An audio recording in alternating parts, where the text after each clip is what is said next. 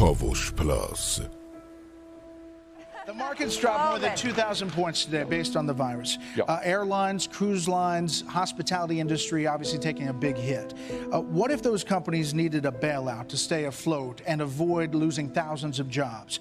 As president, how would you handle requests by American companies for a bailout? One of the differences, if I might say, between Joe Biden and myself is that Joe bailed out the crooks on Wall Street who nearly destroyed our economy 12 years ago. I'm using the word crooks, you're not, right?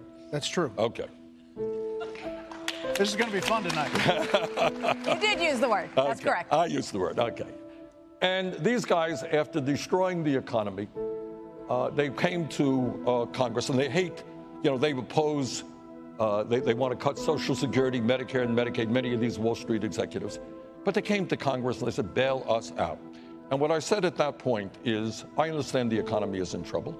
And if you want a bailout at a time of massive income and wealth inequality, that's fine. Go to your billionaire friends and we'll put a special tax on billionaires to bail out the economy. And it wasn't only the TARP funding, it turned out to be trillions of dollars in zero interest loans. So my answer right now is we will take a look at the economy. Obviously, we don't want the economy to tank.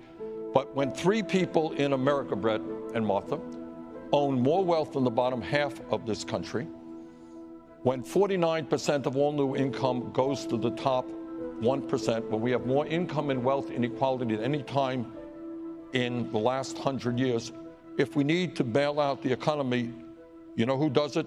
The people on top, not working class people who are struggling today. And number two, when we talk about bailing out the economy, this is not going to just be more tax breaks and subsidies for large corporations. Want to talk about bailing out the economy? Let's provide health care to all Americans as a human right. How's that?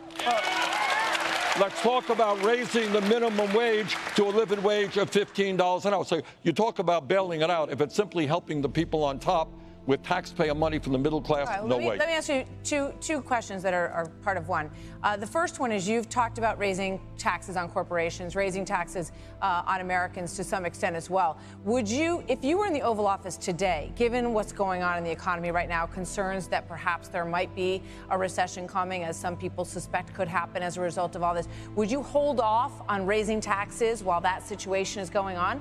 Well, what I would do, no, I think raising taxes does 2 things. Number one, it is one means of dealing with a grotesque level of income and wealth inequality. All right, I don't believe, Mike Bloomberg, as you know, was running for president. In the last 3 years, under the Trump administration, his personal wealth increased by $15 billion, and I think that that's absurd. So I think one thing you do with progressive taxation is you say to the wealthiest people in this country whose wealth is exploding, while we have 500,000 people sleeping out on the streets, including 30,000 veterans, where we have kids who cannot afford to go to college, we're going to ask the wealthiest people in the country to pay their fair.